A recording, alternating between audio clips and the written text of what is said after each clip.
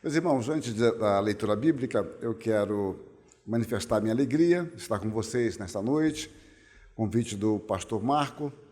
Eu já havia estado com vocês há muitos anos, não sei se 7 ou 8 anos, mas já há um bom tempo, e eu só não lembrava. Eu sabia que tinha estado numa comunidade em Londrina, mas não sabia que se era a mesma.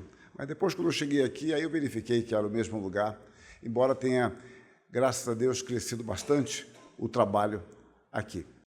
Eu trago um abraço fraterno de minha igreja, a primeira igreja presbiteriana em São Bernardo do Campo, da qual eu tenho a alegria de ser um dos pastores. Eu desejo que Deus continue a abençoá-los. Para a nossa exposição, vamos ler a palavra de Deus na Carta de Paulo aos Gálatas. Carta de Paulo aos Gálatas, capítulo 1. Os 5 primeiros versos. Paulo, apóstolo, não da parte de homens, nem por intermédio de homem algum, mas por Jesus Cristo e por Deus, Deus Pai, que o ressuscitou dentre os mortos. A todos os irmãos, meus companheiros, às igrejas da Galácia. Graça a vós outros e paz da parte de Deus nosso Pai e do nosso Senhor Jesus Cristo, o qual se entregou a si mesmo pelos nossos pecados, para nos desarraigar deste mundo perverso, segundo a vontade de nosso Deus e Pai, a quem seja a glória pelos séculos dos séculos. Amém. Na história do cristianismo, meus irmãos, desde o primeiro século, surgiram duas interpretações muito curiosas a respeito da graça e das obras, ou graça e, vamos dizer assim, boas obras, lei e graça. Então, duas opiniões, dois conceitos são muito bem conhecidos e eles permanecem até hoje e talvez não mais com um nome, porque acontece o seguinte, você às vezes tem um nome, mas não tem a coisa. Isso quando você quer impressionar, você dá um nome pomposo, e eu aprendi isso muito cedo, de que às vezes você vai criar um movimento, você cria um estatuto, só não tem gente. Aí você fala, está tudo pronto, até para alguém sair do grupo, mas ninguém entrou ainda. Então você cria um nome, mas não tem a coisa. E às vezes você tem a coisa, mas não tem o nome, nunca se pensou em dar um nome para aquilo. Então, esses dois movimentos, eles subsistem ainda hoje, só que nem sempre são chamados por este nome, ou quem os adota não sabe que adota uma dessas posturas. Então, um dos conceitos é o conceito anomista. Esse conceito anomista é uma palavra que quer dizer sem lei, diz o seguinte, que nós somos salvos pela graça e a partir daí comamos e bebamos. Não há nada mais nos impedindo, nós somos totalmente livres e não temos nada para nos orientar. A nossa orientação, grosso modo, seria nós mesmos e pronto. Então, este conceito diz que nós não temos nada a ver com a lei. Aqui nós temos uma visão confusa entre a graça salvadora de Deus e a autêntica vida cristã. Um outro conceito que talvez nós nos inclinemos mais, nós conservadores, é o conceito legalista. O legalista afirma que fomos salvos pelas obras, observando leis cerimoniais. Então, as pessoas que são legalistas, elas tendem a ter um conceito muito forte da sua capacidade de cumprir a palavra de Deus, de cumprir os ritos, e tendem a ser palmatória do mundo. Ou seja, está sempre verificando quem está certo, quem está errado, gosta de uma disciplina que só, embora o legalista, o anomista não gosta de disciplina, vai para outro extremo. O legalista, ele já gosta de disciplina, mas fofoca ele não disciplina. Disciplina outras coisas, né? Talvez mais graves, mas essa está fora. Bom, na Galácia, parece que surgiu um outro conceito. Paulo escreve às igrejas da Galácia, que envolviam Pisídia, Icônio, Listra, Derbe, e essas igrejas possivelmente estavam na Galácia do Sul, porque se discute, mas isso não é relevante, se Paulo escreveu para a Galácia do Norte e Galácia do Sul, eu sustento que foi para a Galácia do Sul, envolvendo essas igrejas. E Paulo escreve esta carta tentando estabelecer um outro combate, ou se defrontando com um outro problema. Nós podemos apelidar do conceito que surgiu na Galácia de galacianismo. E esse conceito que eu estou chamando provisoriamente de galacianismo sustentava que nós começamos pela graça e vivemos pela lei. A graça seria a marcha primeira. Então, você começou pela graça. Depois daí, você vive pela lei. Então, a salvação, ela só tem a participação da graça no início. Aqui nós temos uma fusão entre o anomismo e o legalismo. Essas pessoas criam, então, que a salvação era iniciada pela graça, mas ela era executada, consumada por meio de nossas obras. Então, foi para combater estes dois conceitos, e principalmente esse da Galácia, que o apóstolo Paulo escreveu esta carta, mostrando uma relação evidente, forte e saudável entre lei e graça. Paulo vai mostrar que a graça não nos leva à irresponsabilidade. A graça de Deus é responsabilizadora. Nós somos salvos pela graça, devemos viver pela graça na prática de boas obras. Alguns conceitos, eles são problemáticos para nós, porque nós vivemos muitas vezes, e a gente entende isso historicamente, em oposição a. Hoje mudou muita coisa, mas ainda assim mesmo, se o pastor Marco falar, olha, meus irmãos, tragam seus filhos sábado à tarde para a aula de catecismo. Olha, não sei não. Algumas pessoas vão ficar, catecismo? Tá bom, meus irmãos, vou corrigir, aula de catequese. Aí, pronto, vai ser um caos. Ele estaria apenas falando, tragam seus filhos para a classe de ensino, catequel, ensino. E o catecismo é uma expressão de fé, em geral, com perguntas e respostas. Mas o nome você associa ao movimento católico. Então, você se assusta, credo, catecismo, confissão, então nós nos assustamos. Então, algumas palavras são equivocadas para nós, porque nós temos esta palavra, mas estamos com conteúdo antigo. É a mesma coisa de falar boas obras. Hoje pela manhã eu pregava na primeira igreja sobre isso, a boa obra da salvação. Olha assim, espantado, boa obra. A boa obra da salvação. É isso mesmo. Nós somos salvos pelas obras do Pai, do Filho e do Espírito Santo. Então, é simples. Então, quando nós pensamos em graça, nós às vezes tendemos a pensar que a graça traz uma irresponsabilidade. E temos que olhar um outro aspecto que Paulo vai demonstrar aqui, que a graça custou um preço. Hoje eu vejo menos nos mercados, pelo menos nos mercados que eu vou, aquelas provas, né? Tem um café, às vezes o sujeito ele sai do trabalho e ia para lá, né? Tem um cafezinho na entrada, tem um salgadinho depois, e depois tinha um doce e no estacionamento de graça. E era muito interessante aquilo ali. Você, quando toma algo de graça, um suco magnífico, tangue, o que seja, então, quando você faz isso, você acha que aquilo é de graça, mas alguém está pagando. Alguém está pagando. Quando você vê Londrina, uma cidade tão bem cuidada, eu estava elogiando a cidade, iluminação boa, mudando para LED, eu falei, Maringá é mais escura, o meio-fio pintado de branco, isso é muito bonito, tal. Você vê pessoas trabalhando, cuidando da grama, etc. Bom, aquilo chega de graça para nós, mas não é de graça. Os nossos impostos estão pagando. Só que aquilo que você não paga, você não tem noção. O cartão de crédito faz isso com a gente por uma sensação. Você colocou o cartão ali, você não está saindo dinheiro nenhum, até daqui a 30 dias, aí você vai descobrir, mas a sensação. Então, quando nós falamos de salvação pela graça, nós não podemos nos esquecer que a salvação custou um alto preço, o sangue de Cristo. Então, o que é graça para nós é obra para Jesus Cristo. Sem as obras de Cristo, nós jamais seríamos salvos. Sem o sacrifício de Cristo, não há salvação. Então, você não pode olhar para Cristo e falar, Cristo, que coisa graciosa, né? Está pesada a cruz? Oh, nada, olha, é graça. Graça não, é obra, é severa obra.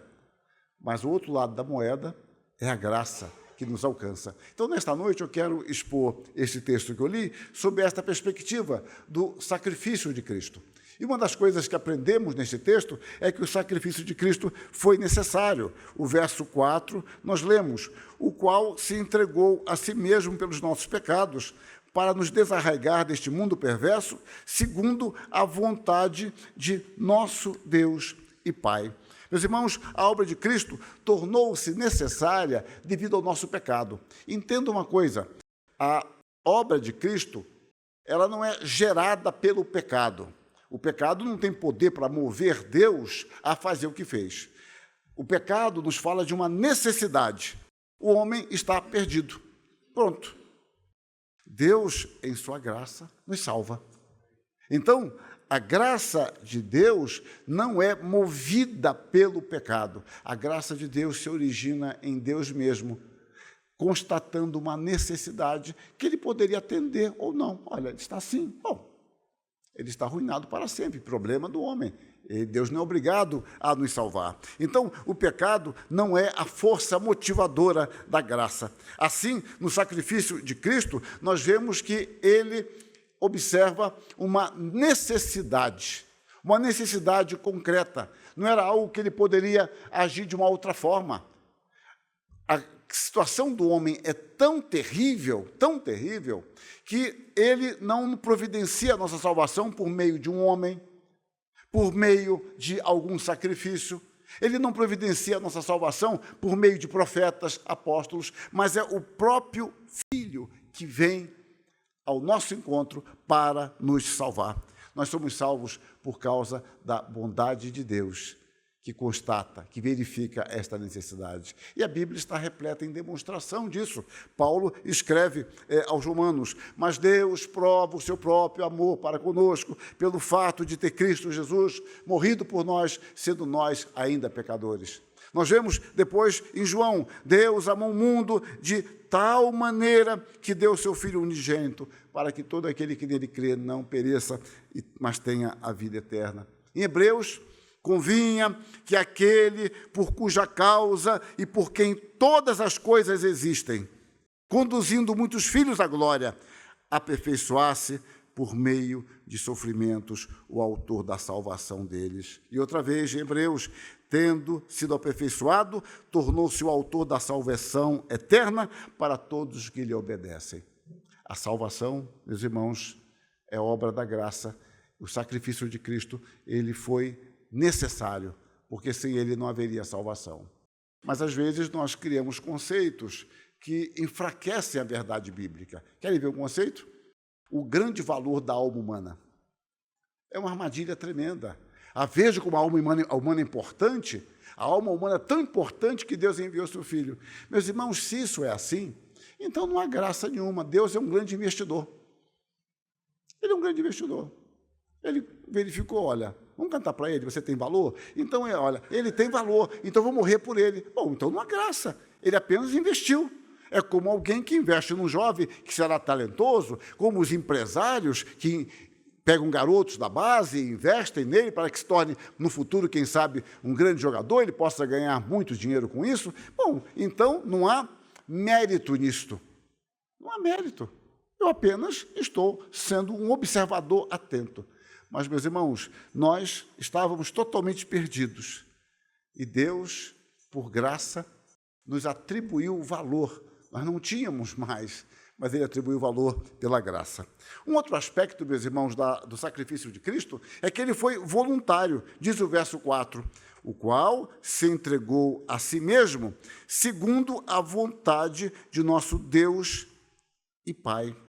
A morte de Cristo, meus irmãos, faz parte do pacto da graça, que às vezes nós chamamos de pacto da redenção. Esse pacto da redenção é subentendido em algumas passagens da Bíblia, de modo especial em João 17, que nos fala que o Pai confiou ao Filho o seu povo.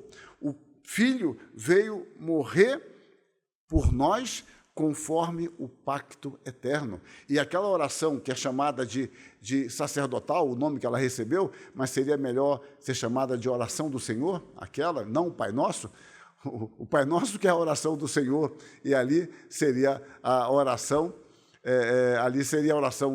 corretamente do Senhor, porque somente Ele pode fazer aquela oração.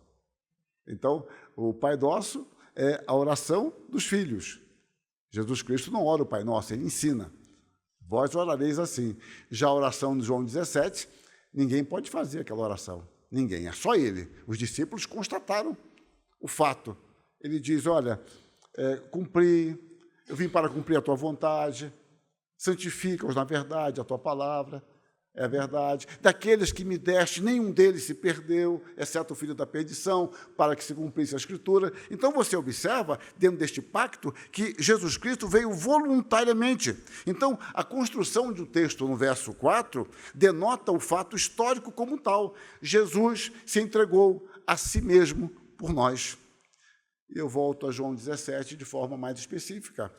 Eu te glorifiquei na terra, consumando a obra que me confiaste para fazer. Manifestei o teu nome aos homens que me deste, do mundo. Eram teus, tu nos confiaste, e eles têm guardado a tua palavra. Agora eles reconhecem que todas as coisas que me deste provêm de ti, porque eu lhes tenho transmitido as palavras que me deste, e eles a receberam, e verdadeiramente conheceram que saí de ti, e creram que tu me enviaste. É por eles que eu rogo, não rogo pelo mundo, mas por aqueles que me deste, porque são teus. Então, dentro da voluntariedade do Filho, nós encontramos uma harmonia trinitária. Jesus Cristo não veio a contragosto. Ele não veio empurrado. Ele veio espontaneamente. E aqui há uma harmonia perfeita.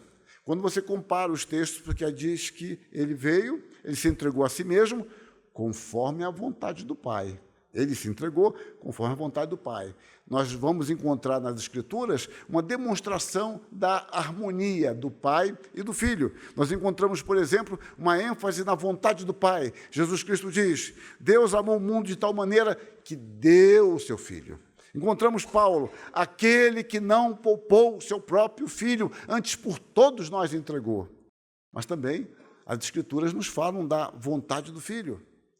Eu sou o bom pastor dá a vida pelas ovelhas. Deus manifestou, eu entreguei a minha vida, e continua, dou a minha vida pelas ovelhas. Por isso o Pai me ama, porque eu dou a minha vida para reassumir. Ninguém a tira de mim, pelo contrário, eu espontaneamente a dou. Tenho autoridade para entregar e também para reavê-la. Este mandato recebi de meu Pai. Paulo diz também, porquanto há um só mediador entre Deus e os homens, Cristo Jesus, homem, o qual a si mesmo se deu em resgate por todos. Percebam esta harmonia de vontade? E nisso a Bíblia nos fala de uma obediência. A voluntariedade do Filho envolve uma obediência. Jesus diz, minha comida consiste em fazer a vontade daquele que me enviou e realizar a sua obra. Porque eu desci do céu, em outro texto, porque eu nasci do céu não para fazer a minha própria vontade, e sim a vontade daquele que me enviou. Então, percebam que Jesus Cristo, ele não foi uma vítima, que foi coitadinho, e é assim que pintam. Quando você estuda um pouco de história da arte, dentro de um aspecto específico, as imagens de Cristo na história, elas vão variando de acordo com os contextos. Eles vão idealizando um Cristo. E nós idealizamos, às vezes, um Cristo mártir. Não é? Até cantávamos, tem um cântico que fala que Cristo não foi mártir, coisa nenhuma.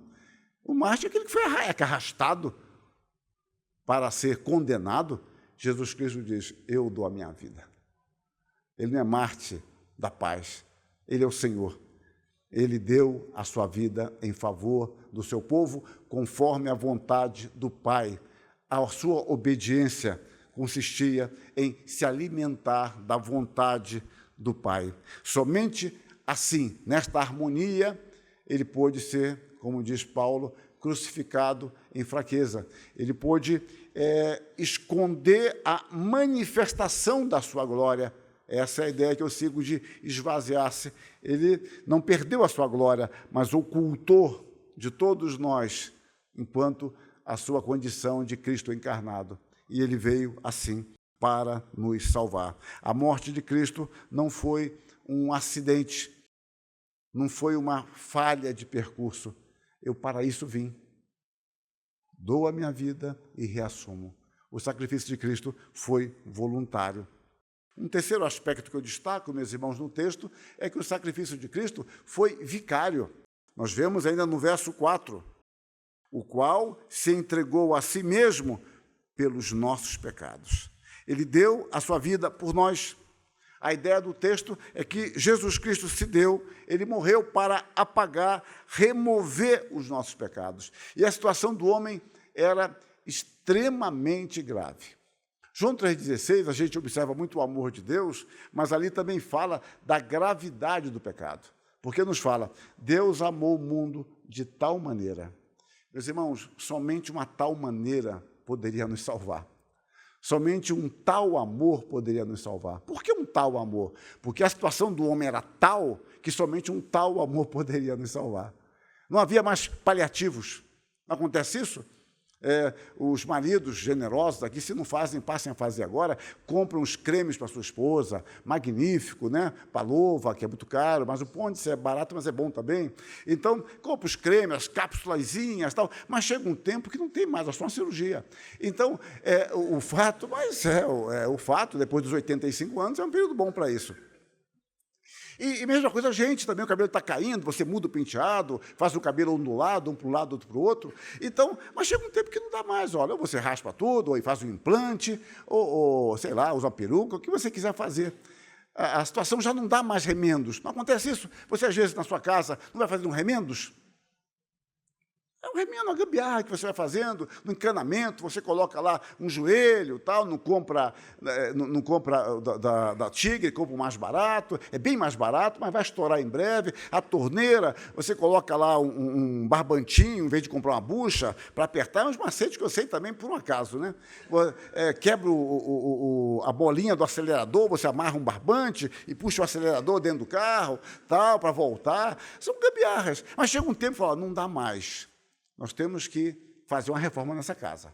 Nós temos que nos sair daqui, ficar na casa de alguém, lá do pastor da igreja, lá no sítio, lá que seja, e vamos ficar 3 meses reformando. As gambiarras não dão. Todo mundo já viu isso, né?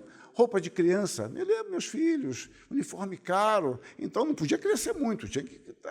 aí costura aqui, pega o emblema, cola, pinta o tênis, porque o tênis tem que ser branco, não pode ter aquela marca vermelha, mas o Conga era vermelho, você pinta, e chega um momento que não dá mais.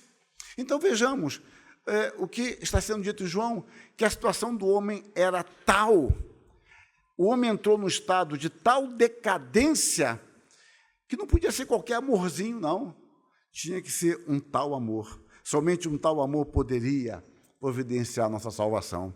E Paulo diz, Cristo morreu pelos nossos pecados, segundo as Escrituras. Vemos outra vez, vivo pela fé no Filho de Deus, que me amou e a si mesmo se entregou por mim. E João, nisto conhecemos o amor em que Cristo deu a sua vida por nós.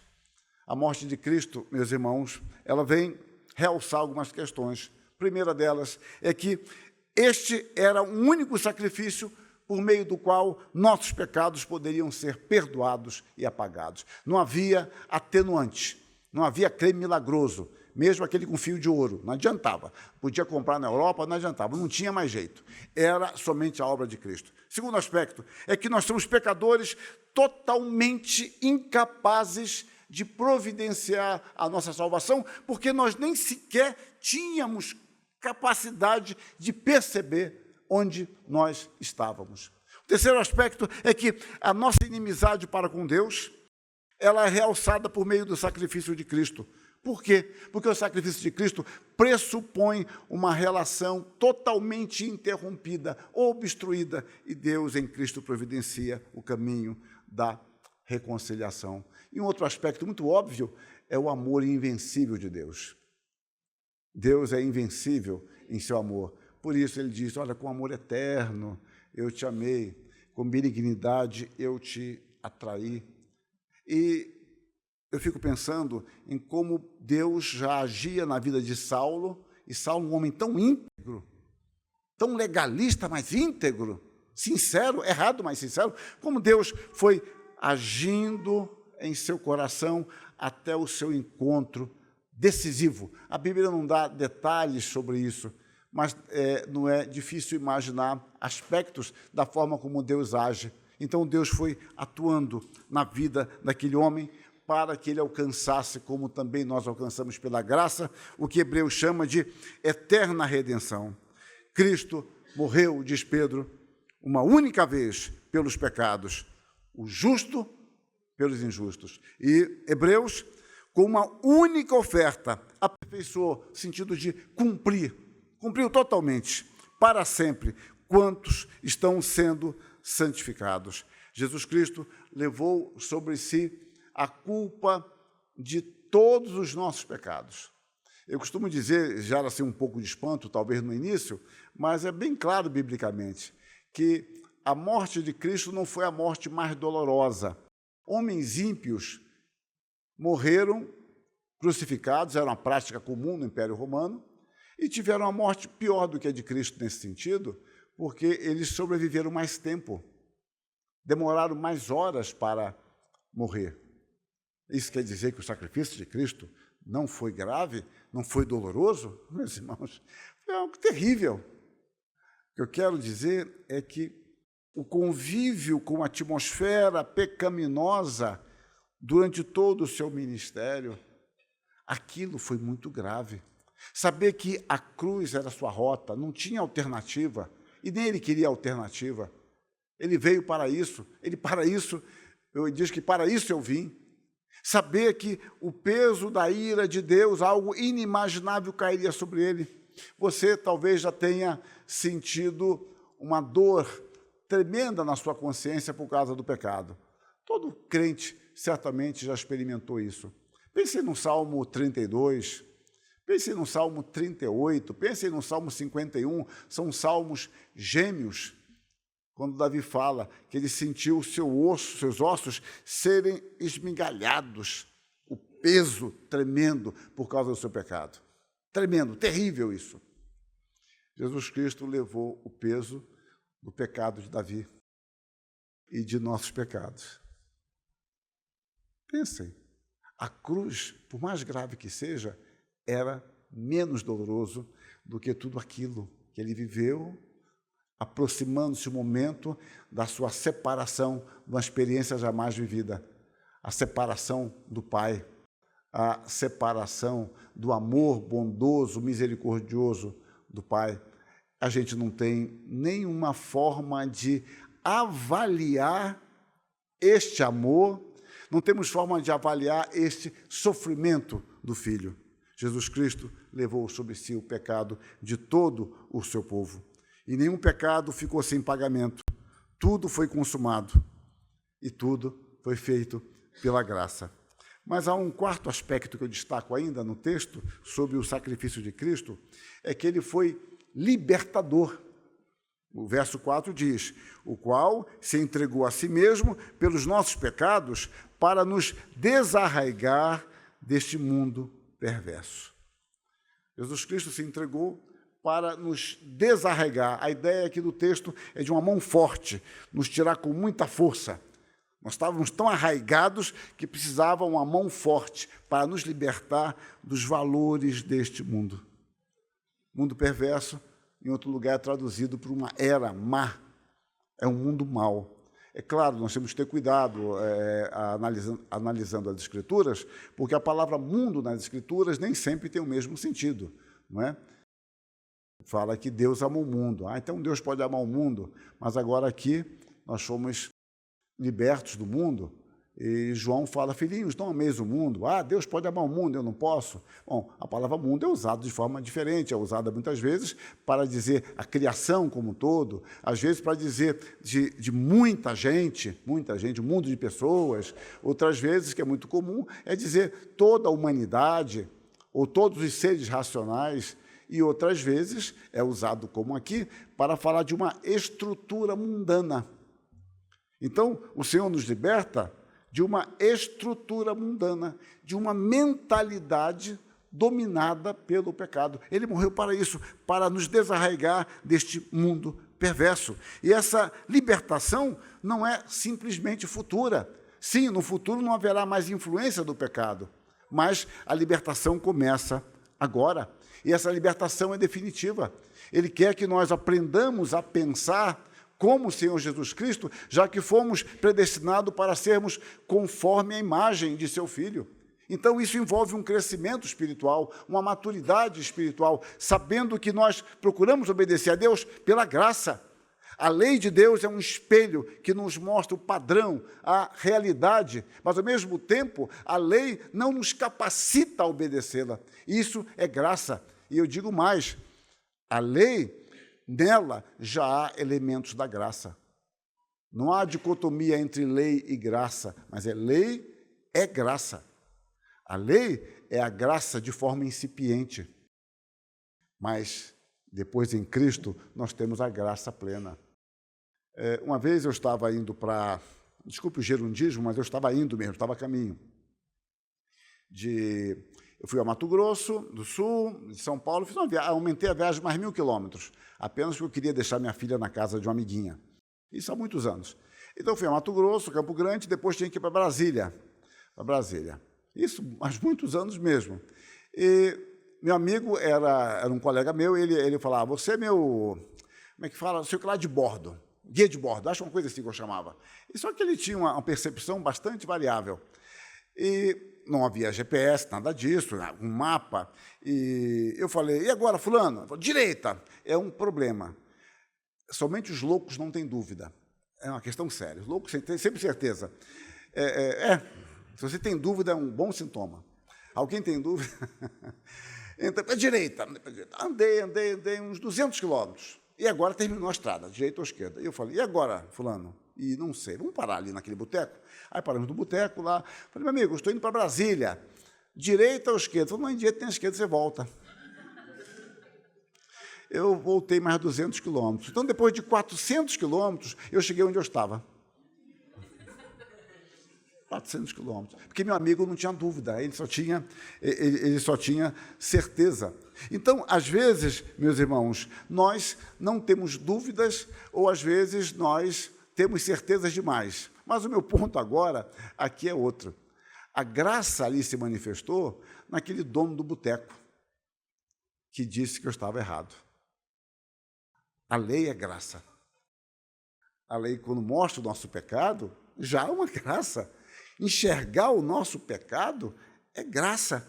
Eu falo para meus alunos, quando vocês descobrem que nada sabem, olha, isso é um grande aprendizado, porque enquanto você achar que sabe, nada aprende. Você tem que se conscientizar que tem um parentesco com o jumento para que você possa agora começar a aprender alguma coisa. Isso é natural, também passei por isso, dei meus coices, é natural, faz parte de um processo. Porque a ideia de saber é a ideia de algo completo. Eu estou completo. Eu preciso ter um desequilíbrio. É nesse desequilíbrio que eu falo, eu não sei. Bom, se eu não sei, eu quero saber. Não acontece isso? Você quer ensinar para os seus filhos? Filho, isso aí é assim, pai, vem não. Eu já sei.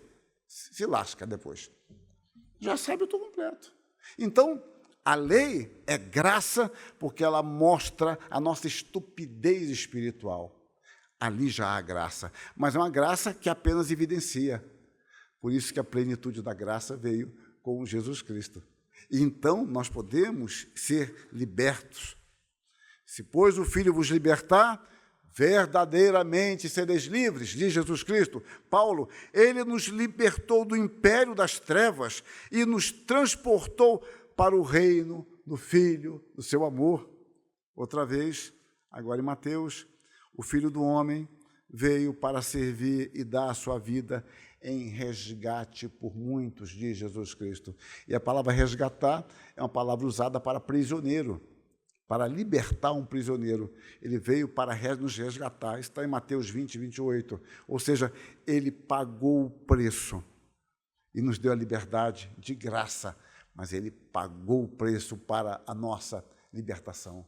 Então, nós somos libertos do poder do pecado. Nós encontramos em Apocalipse João dizendo, aquele que nos ama e pelo seu sangue nos libertou dos nossos pecados. Deus não apenas nos liberta da culpa do pecado, mas nos liberta do poder do pecado. Então, um dia eu escrevi algo, gravei, não me lembro mais, não desperdice a sua culpa. A culpa é uma bênção, se você tiver pecado. A falsa culpa é coisa demoníaca. Você pode carregar uma culpa por algo que você não fez. Isso é demoníaco. E trava você. Mas a culpa é uma bênção de Deus quando você peca. porque é pela culpa que você vai ser conduzido pela graça ao arrependimento e à confissão. É uma graça, só que dói. Mas se você não sentisse a culpa pela graça, você estaria muito bem, tudo dando certo. Estavam rompendo em fé e soltando o cabo da nau e vai, no sapatinho e vai, caminhando. E é preciso, então, que Deus manifeste a sua culpa. Voltemos ao Salmo 32. Voltemos ao Salmo 51, ao Salmo 38. Não desperdice a sua culpa. É um instrumento, ou pode ser um instrumento de Deus para o seu arrependimento e para a sua restauração. Ele nos liberta, então, do poder do pecado. O pecado já não nos domina, mas exerce influência, poderosa influência, e somente um novato espiritual brinca com o pecado. Somente um novato brinca com a tentação. Ele acha que tem controle, né? Acontece isso no esporte, né? Vai um time grande jogar com um time pequeno, aí abusa, brinca, tal, etc. Aí leva um gol, pronto. Aí fica desesperado. E depois perde, a torcida pega no pé, e tem uma torcida carinhosa em São Paulo, né, muito culta, dos corintianos. Então, é algo fantástico acontecer isso. Então, um novato na fé fica brincando, ele acha que tem poder sobre o pecado, que ele na hora que ele quiser, ele para de pecar. A partir de hoje, parei de pecar. Bom, pecou agora. Então, você dizer que parou de pecar. Nós não brincamos com o pecado, meus irmãos, não brincamos. Ele não domina, mas exerce influência. E essa influência pode ser muito perigosa, porque há muitas formas de cairmos em armadilhas. Na anomia, que é mais evidente, no legalismo, no galacianismo. São formas bastante sutis de nós cometermos pecado. O Senhor nos liberta do domínio do pecado, Ele nos liberta da superstição. É uma coisa impressionante. Em pleno século XXI, os homens continuam supersticiosos. No início do século XX, havia um otimismo muito grande com a ciência. Hoje já não se tem mais. E a pandemia foi magnífica para isso, para descobrir que não há uma ciência, há várias ciências. E que o nome ciência não qualifica algo de verdadeiro, porque faz parte da essência da ciência ser provisória. Uma ciência definitiva não pertence a nós, pertence a Deus. A nossa sempre é provisória, por isso que ela pode ser testada sempre, e quando falha, nós podemos mudar nossas hipóteses, teorias, e vamos caminhando, e assim progride a humanidade. Mas quando você crê numa ciência absoluta, você está perdido. Mas numa evolução científica tão grande, o homem ainda é supersticioso. Eu lembro de uma pesquisa de uns 20 anos, 30 anos no máximo, dizendo que na Inglaterra havia mais pessoas que liam o seu horóscopo pela manhã do que a Bíblia. Coisa absurda. Alguém ainda lê o horóscopo, crê em horóscopo. Se eu perguntar o signo de vocês, cada um vai falar, o meu é peixe. Bom, então, qual o dia de hoje? O dia de hoje vai ser um dia perigoso, etc. Cuidado. Bom, perigoso todo dia é. Tem que ter cuidado, tem. Procure se alimentar, não trabalhe demais, cuide da sua família. Puxa, é um dia espetacular esse, que eu tenho que tomar cuidado, etc. Então, nós caímos na superstição. Olha o que Paulo escreve aos Gálatas, no capítulo 4. Outrora, porém, não conhecendo a Deus, servis a deuses que por natureza não são, mas agora que conheceis a Deus, ou antes, sendo conhecidos por Deus, como estás voltando outra vez aos rudimentos fracos e pobres, aos quais, de novo, quereis ainda escravizar-vos? Guardais dias e meses e tempos e anos. Ou seja, Paulo está dizendo isso em Gálatas 4, de 8 a 10. Como é que vocês voltam a isso, a esses rudimentos, a essas superstições? E o evangelicalismo brasileiro tem voltado à Idade Média. O evangelicalismo brasileiro tem sido espírita.